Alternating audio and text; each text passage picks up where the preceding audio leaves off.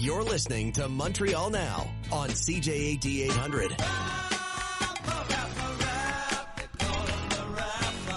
One of the perks of filling in for Aaron Rand is getting to speak with James MENNIE. Hey, James. I thought it was getting the best tables in restaurants, David. I had absolutely no idea. I mean, that was I had those before, my friend. Oh, I had those before. Because I had that illusion. You know, I always look for the day I go into a restaurant and the maitre d' would say, you know what? Your money's no good here, Mr. MENNIE. And I got to tell you, David, after all these years, my money is good everywhere. Yes, it is. Mine too. Yeah. But I always ask for James' table, and I always get amazing tables. There you go. Absolutely. No. Yeah. I think you're mistaking me with the other guy, the Bond guy, perhaps. But, yeah. My name is MENNIE, James MENNIE. Yeah, we should do some stuff, though. Yeah. Crazy stuff going on. Crazier than usual. Really? And I'll tell you why, David. It's pretty crazy these days. Oh. Listen, can you remember the last time, I mean, certainly no sitting Quebec premier has ever said that, indeed, I'm not saying it never happened, but the last time a Quebec politician, much less one with sovereignist credentials like Francois Legault, turned around out loud in front of a room full of MNAs in the old Blue Room and said, "What's the point exactly of the Bloc Québécois? What exactly do they do?" And he's asking this to Paul Saint-Pierre Plamondon, who is head of the Bloc Québécois. And I have always described, indeed, I covered the Bloc Québécois from its inception as a fit of pique by Lucien Bouchard. Mm-hmm. But the fact was, you couldn't help. I always describe it as kind of like, the road version of the Parti Québécois, the branch office of the Parti Québécois. And for a while there, you got the impression that maybe Yves-François Blanchet was trying to be kind of the surrogate for Francois Legault and the CAQ up in Ottawa. Mm-hmm. But now I guess M. Blanchet can read a poll like anyone else, and he sees the stars are aligning for the Parti Québécois, at least for the time being. Mm-hmm. So it was kind of interesting, though, because, here's Francois Legault, who has been known every now and then to lash out and say some things that perhaps were more revealing than he wanted them to be. But, so he's taken the heat from the PQ over the whole idea of temporary immigrants. And he turns around and listens to what is the point of the Bloc Québécois? I mean, the people in charge of all this are the federal Liberals for immigration. What is the Bloc Québécois doing here? And I really wonder, given the popularity that's being enjoyed by the PQ, whether we're seeing, whether he likes it or not, the federalization of Francois Legault. In other words, he's gotten by saying, well, no, I don't want to call it, Quebecers don't want a referendum on sovereignty, we'll work within Canada. But whether indeed he's kind of handcuffed to the whole idea now, you can't go back. You can't run around and pretend like, nudge, nudge, wink, wink, yeah, we'll stay in Canada jusqu'au moment que, we can get away with it. Is he, in fact, and I wonder if that is the case, whether he is being sort of corralled into being a part of the federal system, whether he likes it or not, and whether indeed his caucus, his recycled Péquist caucus, is going to be happy with it. We're already seeing a lot of Péquist support go back to the mothership in the polls, but within the caucus itself, I'm really wondering how long this is going to be able to this weird kind of situation is going to be able to endure within the Coalition Avenir du Québec, which in fact was never a coalition. It was more basically, the overarching influence of Francois Legault, which with every passing day seems to be dwindling. And as that happens, so does the influence of his party. I think you're raising, as usual, a very interesting point. What I would add to this is, while listening to you, I was thinking, okay, we're going to have a federal election before the provincial. And Francois Legault, since almost day one of becoming Premier of Quebec, has been an outspoken supporter of the federal Conservatives. Yeah. So I'm wondering if part also of the strategy, and this is an and, not a but it's more of saying, well, by trying to weaken the bloc, that means that could strengthen the Conservatives in Quebec. And therefore, a weakened bloc also serves his interests by seeing a conservative party run the next federal government, and also the added benefit of weakening the Parti québécois.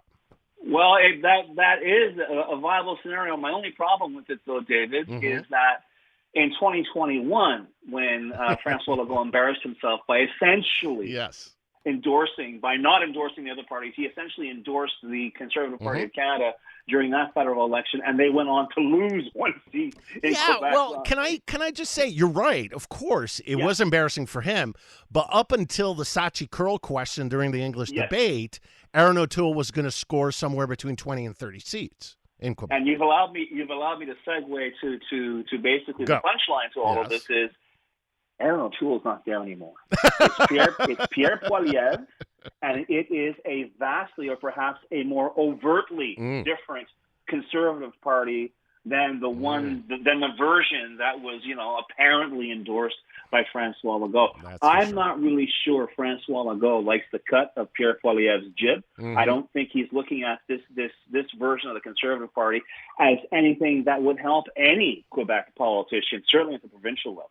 But and indeed, it's going to be very difficult, I suspect, for Francois Legault, who's sort of began in this bulletproof situation. I can do what I want, it's just the CAQ, we're the Quebec nation, blah blah blah, and all of a sudden he has, without going to the tedium of a referendum, he has in fact perhaps made Quebec more politically isolated now than it's ever been before.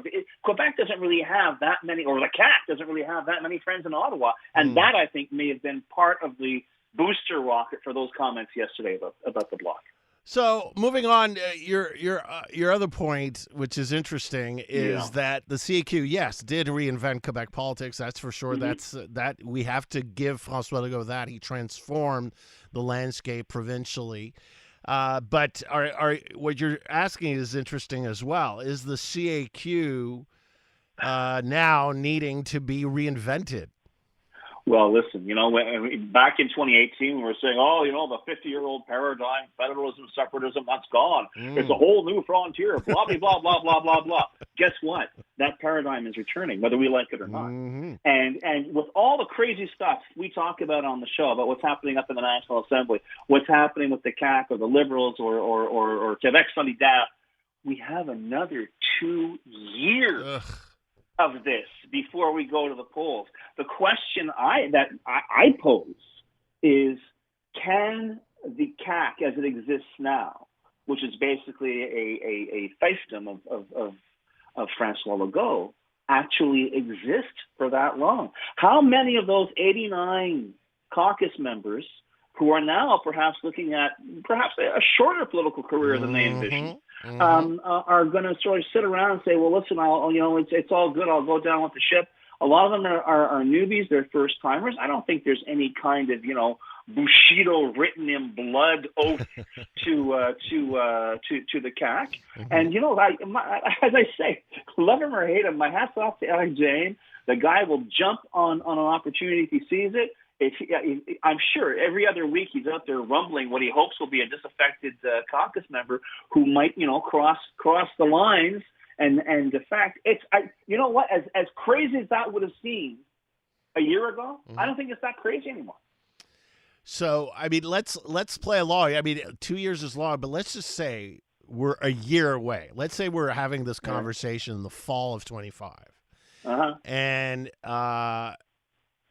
And we're talking, or the spring of 25 or whatever. And you're seeing the Legault government at the same place that it is right now in the polls. Does that mean that the party could be rejuvenated by a new leader? If Geneviève Guilbeault takes over or Bernard Drinville takes over, then would that bring a lot of people back into the fold? Actually, my metabolic rate actually dropped when you mentioned those two names, David. I'm not really seeing that as a vote getter. With all due respect to Monsieur Drinville and Madame Guilbeault, I don't see that as a wow. If only they were around, this would be so. I don't see it. Well, I'm not saying there's a savior out there. You're not the target audience. No, I'm not. Well, but listen, I don't know about that, my friend. And the other thing is, I think we should give the electorate a little more credit. This whole idea, much in the same way as, the whole idea, there's a messiah out there for the Liberal Party of Quebec. And, maybe there's a messiah out there.